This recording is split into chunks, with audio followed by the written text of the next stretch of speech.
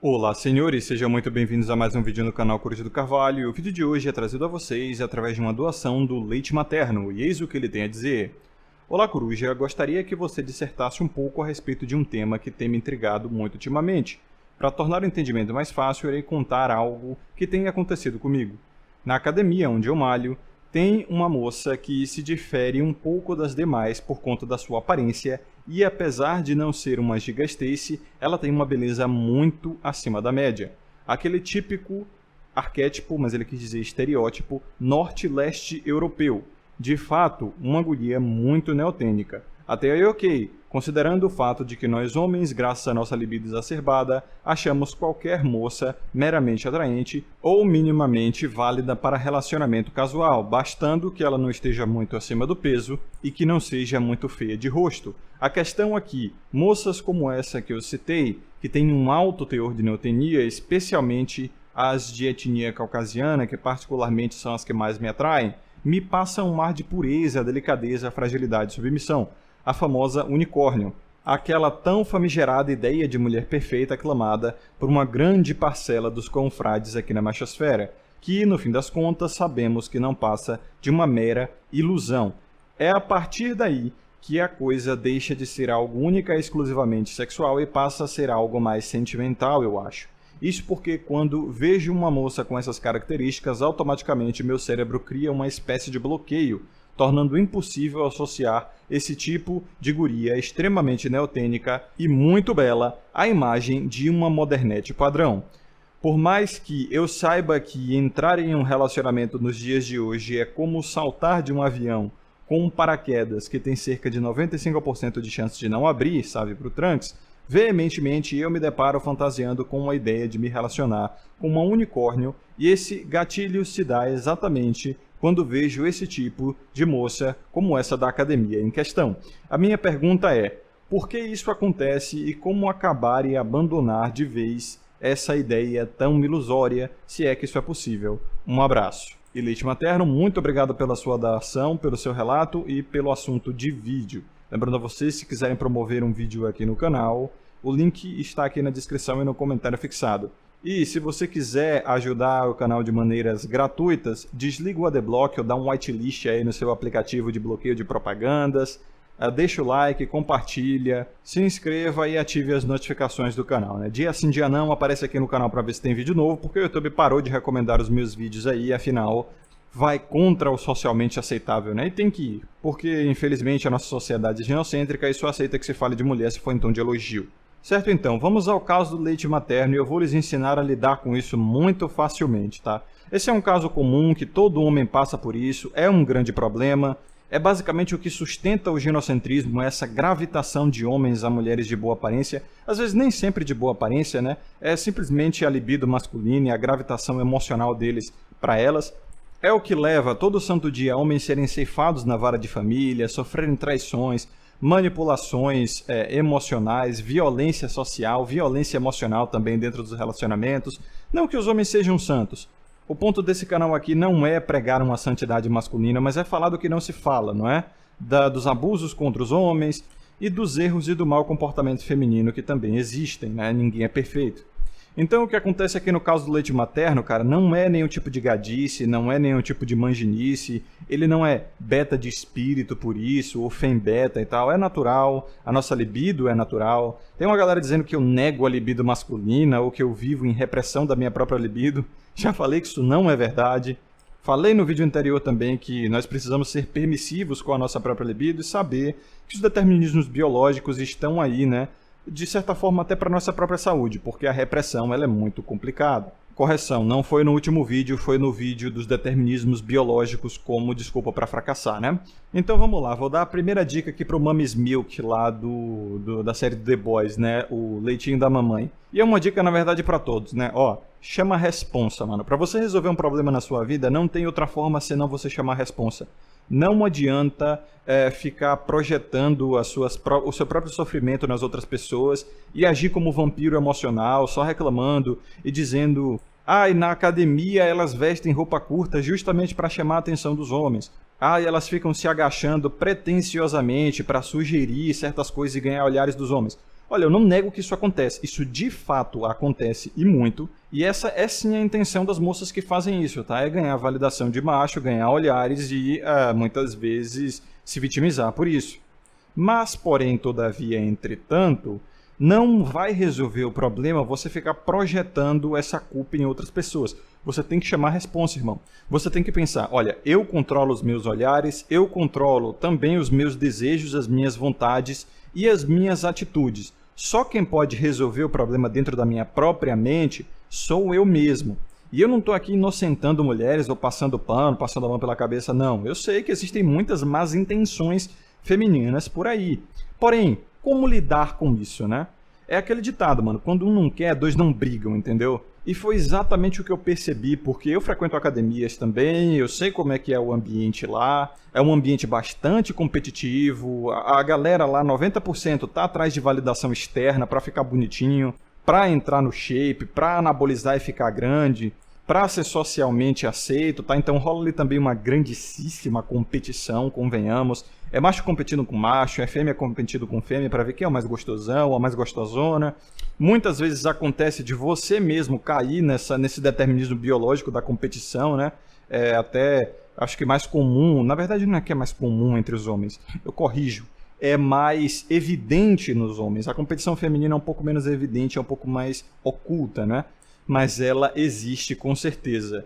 Então sempre tem aquela Stacyzinha ou Stacy Light da academia que, cara, eventualmente bate nos padrões da sua waifu, né, que eu gosto de chamar. A waifu, ela é um padrão de referências genéticas e epigenéticas.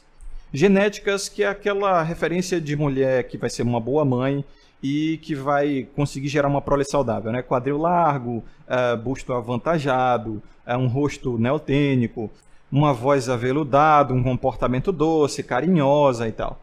Esses são padrões absolutamente genéticos, tá? Cultura nenhuma vai conseguir mudar isso, porque esse padrão já foi circunscrito no nosso DNA durante dezenas, na verdade centenas de milhares de anos. Não tem o que mude isso.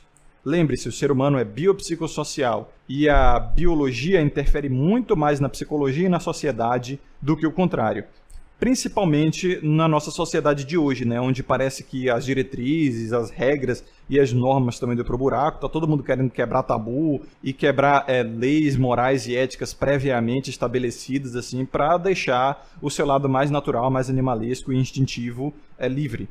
Então a biologia hoje está cantando e está cantando bonito. Isso porque o nosso ambiente não necessita mais que sejamos regrados, né? A nossa sociedade não exige que sejamos regrados, porque já não tem mais escassez, literalmente não tem mais necessidade. Já falei isso para vocês naquele vídeo de título A Sociedade Fez a Sua Escolha e também nos ciclos humanitários, né? O ciclo dos sacerdotes, guerreiros, comerciantes e escravos. É natural que chegássemos a esse ponto. Porém, o determinismo biológico ele está aí para referência, como eu falei também no vídeo de determinismos biológicos. Todos esses vídeos estão passando no iCard aí para vocês. E como eu disse, os determinismos biológicos precisam ser entendidos por nós para que nós aprendamos a lidar com eles. Então existe esse determinismo biológico da mulher perfeita geneticamente, que não dá para mudar, é assim uma referência que todo homem tem de mulher atraente, e tem a referência epigenética. Qual a referência epigenética? É a referência do nosso ambiente. Aí entra a referência sociocultural e psicológica na mulher perfeita. Só que isso também é determinado, porque é o nosso ambiente, nós não temos controle sobre o nosso ambiente, entendeu? Então, a epigenética é um campo de pesquisa que investiga como os estímulos do ambiente, salve para o Trunks aí de novo, podem ativar determinados genes e silenciar outros. Então, as referências epigenéticas da waifu ou da mulher perfeita são basicamente aquela psicossexualidade que o Freud dizia, né? Que o jovem ele desenvolve o padrão de mulher perfeita a partir das suas guardiãs, que seriam sua mãe, sua tia, sua avó, sei lá quem te criou, né? E aí você, por exemplo, se você tiver uma mãe borderline e você gostar muito da sua mãe, você vai procurar uma mulher borderline. É natural, porque é a referência que você teve de uma mulher que conseguiu te levar à maturidade sexual e logo o seu subconsciente presume, olha, se eu procurar uma mulher igual ou parecida, ela também vai ter provavelmente as mesmas chances de levar a minha prole à maturidade sexual. Aos troncos e barrancos, mesmo que não seja a mãe perfeita, mas provavelmente vai. Já que se a minha guardiã ela conseguiu, uma parecida também vai conseguir, né? Então, é basicamente isso que o determinismo biológico diz. E aí, tipo, se você odiar a sua mãe, se você tiver um mau relacionamento com ela, muito provavelmente você vai procurar mulheres que são diferentes da sua mãe, né? Porque já ficou circunscrito na tua mente que o comportamento que a sua mãe tinha era tóxico. Mas como a gente sabe, na sociedade ginocêntrica, marianista, e as mães, elas são vangloriadas por praticamente qualquer atitude, boa ou ruim. Certo, então são as referências genéticas e epigenéticas que formam a waifu de cada homem. Essa waifu varia, tá? Varia bastante, é de homem para homem. No geral, obviamente, a referência genética da waifu varia muito menos, porque é determinada ali, né? Todo homem vai achar atraente uma mulher de quadril largo, busto avantajado, rostinho neotênico, vozinha aveludada, comportamento doce, enfim, isso é natural, tá? E varia muito pouco. Já as referências epigenéticas variam bastante. E toda santa vez que uma mulher bater firme na sua referência de waifu, irmão, tu vai se apaixonar, não tem jeito. Essa é a estratégia que a natureza encontrou para fazer você ir até a reprodução, para fazer você buscar a reprodução. Imagine só se todos os homens decidissem, como eu, se tornar celibatário. Não precisava nem todos os homens, uma quantidade expressiva desses homens, que no caso da nossa espécie, né, teriam que ser 90% ou mais, porque só 10% conseguiriam claramente reproduzir com todas as mulheres do mundo, por conta da nossa produção industrial de gametas, né? É por isso que eu digo a vocês, não vai haver sindicato masculino, oligopólio sexual masculino, não vai haver união masculina, seleção masculina. O homem não seleciona. O homem, ele é simplesmente escravo da libido e, como diz o ditado, né, ele faz sexo quando pode e não quando quer. E hoje em dia, ele também se relaciona quando pode e não quando quer. Os homens já perderam simplesmente a capacidade de serem seletores de relacionamentos. A maioria está louco para entrar num relacionamento e não tem oportunidade, ou seja, perdeu a capacidade de selecionar. Ah, ele é incel, ele é incel. Não, incel tem a ver com celibato, não com relacionamento. Tem que inventar outro nome aí. Talvez solteiro involuntário, né? Insol. Mas tem sempre aquela coisa, né? Se o homem baixar muito, mas muito mesmo os padrões, ele consegue, cara. Ele consegue não só fazer sexo, como ter um relacionamento, convenhamos. Por menos atração que ele cause numa mulher, eu tenho certeza que se ele abaixar muito os padrões, ele consegue. Ou seja, já quebrou uma involuntariedade aí, né? É uma questão de exigência. Enfim, continuando. Esse é o motivo pelo qual o cara se apaixona, tá? E os padrões para o apaixonamento eu expliquei extensivamente, minuciosamente no meu e-book Manipulação Oculta. O e-book está aqui na descrição e no comentário fixado para vocês comprarem. É um valor muito simbólico, inclusive vocês podem se afiliar, né? E se vocês conseguirem vender 3 e-books, você tem um de graça. Ai, Coruja, você está cobrando por conteúdo. Não, não. O meu e-book, já falei, é uma sumarização do meu trabalho. O que é isso? Eu escrevi ali tudo o que eu falei sobre neotenia, ovulação oculta, dimorfismo sexual, esposas de guerra, monogamia em série, tudo que eu já falei nos meus canais aí, que tem lá no Odyssey, tem na Mental TV, tem no BitChute, links estão na descrição e no comentário fixado, vocês podem achar esses vídeos facilmente, só que para vocês absorverem todo o conteúdo, vai ser um pouquinho complicado, porque são horas de conteúdo, não está sumarizado, não está organizado, então no livro eu organizei tudo de uma forma didática, né? E basicamente só estou cobrando nesse livro a comodidade, né? A conveniência de ter tudo sumarizado, tudo organizado e de muito fácil acesso e entendimento. Mas se você não quer, não pode comprar, não tem problema. Tudo o que eu falei naquele livro está nos meus vídeos, só que de uma maneira bem menos rebuscada, né? Bem menos trabalhada. Mas não tem conteúdo exclusivo lá não. Quem leu e já assistiu todos os meus vídeos sabe. Porém, vou dar aqui uma pincelada, né, nesses conteúdos que eu já fiz em vídeo, então não vou desperdiçar o meu tempo nem o tempo de vocês.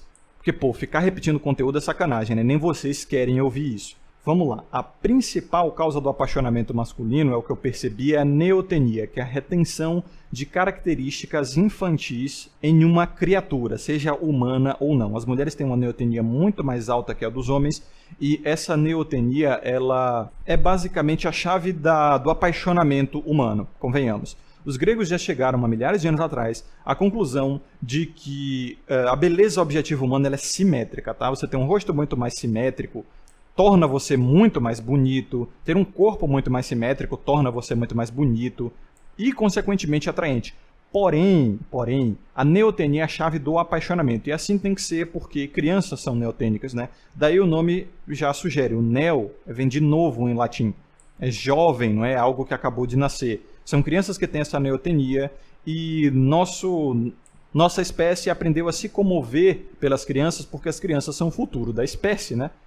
E elas nascem dependentes. elas precisam ser providas e protegidas e cuidadas e tudo mais, e tem que dar muita atenção e dar muito mimo, porque se uma criança não receber isso, ela muito provavelmente vai de berço. Nesse caso, vai ser num mau sentido, né? E também criança faz muita besteira, né, mano? Tem que ter leniência com as próprias crianças, porque elas fazem muita besteira. Imagina, a criança quebra prato, criança se fere, criança faz um monte de zoeira, macaquice e tudo mais, faz sujeira, desobedece e tal. Então, se a gente tratasse as crianças da mesma forma que a gente trata adultos que fazem esse tipo de besteira, também não teríamos espécie humana. Então, por um motivo ou por outro, as mulheres reteram essa neotenia. Quando elas passam pela fase da puberdade, elas não sofrem tantas mudanças faciais quanto os homens. Cara, depois da puberdade, o rosto masculino ele muda da água para o vinho. Hoje em dia, nem tanto por conta da queda da testosterona, da péssima alimentação, da falta de exposição ao esforço, né, e ao ambiente árduo também. Mas ainda assim, o homem, quando ele passa pela puberdade, o rosto dele muda muito. É pelo na cara, o queixo fica mais quadrado, né, o maxilar, a voz engrossa, aí vem aquele pomo de Adão enorme no gogó, né, mano, que a gente chama de gogó, no pescoço. Aí os olhos afundam um pouco também, fica com cara de homem, né, convenhamos. As mulheres não, pode perceber. A puberdade delas é bem diferente, tá? O rosto delas muda muito pouco, só ganha basicamente tamanho. Mas as proporções ali continuam a mesma coisa. Não tem pomo de Adão, daí o nome, né, pomo de Adão é masculino, não tem barba. A menos que ela tenha muita testosterona concentrada, aí vai ter no máximo um pelinho no buço ali e acabou. E ponto. A falta de neotenia também é o motivo pelo qual os homens se estranham, né? O homem ele só tem apaixonamento ou algum tipo de comoção pela neotenia. Falta de neotenia significa que é homem. E é por isso que mulheres com características faciais mais masculinas não geram tanta atração assim. Daí as mulheres, isso que eu tô falando é ciência pura, tá? Eu não tirei isso aqui da bunda, vocês podem encontrar facilmente isso na internet. Mulheres que chegam a uma certa idade, principalmente a idade da menopausa, elas começam a concentrar mais testosterona em seu corpo e o seu rosto muda, ficando mais masculino. E é por isso que mulheres, principalmente por isso, né, que mulheres mais velhas são menos atraentes. Também por vários outros fatores aí que demonstram falta de fertilidade, né? Então, para a nossa espécie não faz sentido se relacionar com mulheres que não são férteis, embora muitos homens ainda façam isso por conta da libido exacerbada. Essa libido também foi selecionada pela ovulação oculta. O fato das mulheres serem uma das poucas espécies, né, que escondem o fato de estarem férteis, afinal, dentre as centenas, na verdade, dentre as milhares de espécies de mamíferos que já catalogamos, só 36 fazem a ovulação oculta, o ser humano incluso. Então é uma coisa muito rara, é uma coisa que foi assim, necessária em poucos animais, que o ambiente selecionou em poucos animais, e no caso da nossa espécie, foi importante, né, segundo os próprios teóricos que estudaram a ovulação oculta, como eu mostrei no meu livro, nos meus vídeos, foi para garantir que os homens se apaixonassem por elas, tá? Para que os homens não simplesmente agissem como a maioria dos outros mamíferos, que vai lá, faz o que tem que fazer no período fértil, que é na época de acasalamento, e vai embora. Então, teoriza-se que as mulheres passaram a esconder o seu período fértil, não só para os homens, como para as outras mulheres e até para si mesma, pois uma mulher ela não tem absoluta certeza de quando ela está ovulando ou não. Tem umas que dizem que sentem, tem umas que dizem que sabem, tem uns caras aí super poderosos que dizem também que sabem quando a mulher está ovulando, ele sente pelo comportamento e tal. Cara, isso não tem amparo científico, e se ele realmente sabe, isso aí é uma coisa exceção, e exceção não cria regra, sabemos muito bem, principalmente na ciência, não dá para levar a exceção na ciência, senão a gente não chega em lugar nenhum. Então teoriza-se que essa ocultação da ovulação foi para manter os homens ali apegados, sem certeza de quando ela está fértil ou não, achando que ela está fértil o tempo todo.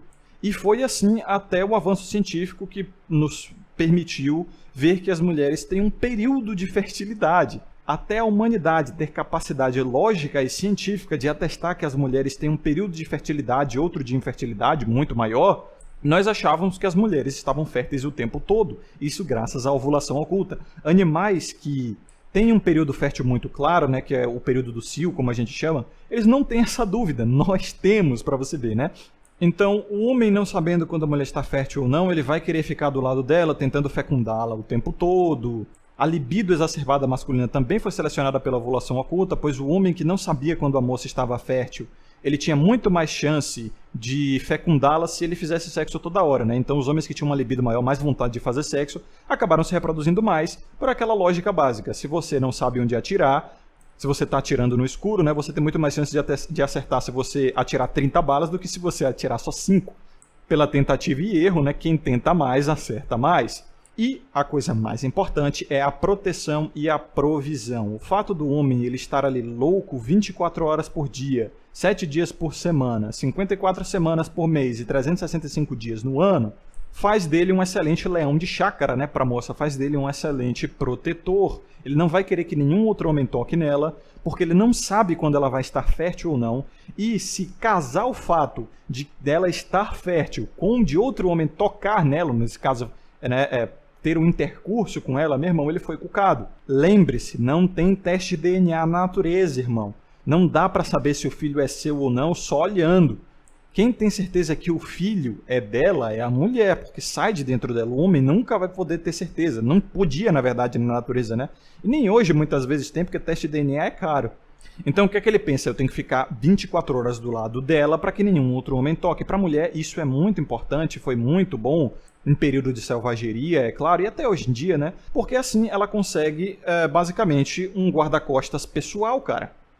Sabe aquele gadinho de escola que ele fica fazendo favores para as moças que não estão nem aí para ele? Vítima da ovulação oculta, coitado. Ele fica carregando bolsa, ele fica fazendo favores porque ele não quer que nenhum homem toque nela. E ele fica super ciumento, né? Também. Coitado, foi pego pela ovulação oculta. E, cara, todo homem que se apaixona por uma mulher, ele tá louco para fazer as melhores coisas para ela. Ele tá louco para cuidar dela, da proteção e da provisão e tal. Pois é, mano. Isso é tudo ovulação oculta. Ó, eu não tô dizendo se isso é bom ou ruim. Eu não tô dizendo que deveria ser assim ou assado. Cara, foi do jeito que foi, tá? Não adianta espernear quanto a isso. Não adianta se ofender quanto a isso. Joga as palavras-chave aí no DuckDuckGo. No Google não, porque o Google não gosta desse tipo de assunto. Prova disso é aqui o canal do YouTube, né? Tá sendo perseguido. Joga no DuckDuckGo aí, irmão. E você vai ver lá, ovulação oculta, vai ver lá também. Eu não estou inventando isso aqui, tá? Então, assim, foi importante que o homem se apaixonasse e fizesse loucuras pela mulher e pelos filhos, como mostra aquele short do YouTube, né? Onde entrevistadores chegam para os homens assim e perguntam: você ou sua mulher, quem morreria? Quem você prefere que seja morto, você ou sua mulher? E todos os homens dizem: eu, deixe minha mulher viver, eu prefiro morrer. Já o contrário não é o que acontece, tá? A recíproca não é verdadeira. Quando pergunta a mesma coisa para as mulheres, elas sempre dizem: meu marido que morra por mim. Então foi circunscrito no nosso imaginário social, tá? Na nossa genética até, que o homem deve se sacrificar pelas mulheres e pelas crianças. Não tem como mudar isso. Foi importante que assim fosse, porque homens são biologicamente descartáveis, já que eles são só sacos de material genético, né? Eles produzem gametas de maneira industrial. A gestação feminina demora meses. Em média, a mulher pode ter assim 1,5 filhos a cada gestação, porque é média, né? Então é permitido usar números decimais. E se uma civilização tiver só 10% do número de homens em relação ao das mulheres, mano, já é o suficiente para o crescimento vegetativo ocorrer de maneira normal, como se tivesse a mesma concentração, 100% de homens e 100% de mulheres. Novamente, não tem por que se ofender, não tem por que ficar triste. Olha, essa é a informação. A informação ela não vem com carga emocional, é você que impõe carga emocional à informação, é você que escolhe se sentir assim ou assado em relação à informação, tá? E é claro, dando uma palhinha para o próximo vídeo aí para vocês, já que estamos chegando na conclusão desse aqui, a mulher de arquétipo caucasiano, né? Por que ela é tão apaixonante? Teve uma live minha no canal de 1IDF Podcast, onde conversamos sobre isso. E eu falei que por um motivo ou por outro, o qual eu não sei ainda, as características físicas do homem caucasiano e da mulher caucasiana são mais atraentes para toda a humanidade. Eu não sei se isso foi ambiental, foi necessário que assim fosse. Eu também nem tenho certeza se isso é absolutamente cultural, como dizem, né? Que assim, é coisa do eurocentrismo, porque a Europa dominou o resto do mundo e aí impôs o seu padrão de beleza, né, nas outras nações. Eu não sei.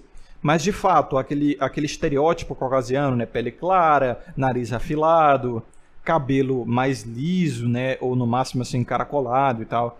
A altura também da etnia caucasiana é muito boa e tal. Eu não sei exatamente se é coincidência ou se foi natural ou foi cultural. Talvez, ou simplesmente as características caucasianas casem muito bem com a nossa beleza objetiva, nosso padrão de beleza objetivo dentro da espécie humana. Eu não estou a fim de conjecturar a respeito disso, nem de pesquisar a respeito disso. do porquê, dane-se, pra mim isso é queimar neurônio, mas eu sei que, por exemplo, a pele mais clara, ela demonstra, né, subconsciente pra nós uma pureza. Não tô falando de pureza racial ou pureza étnica.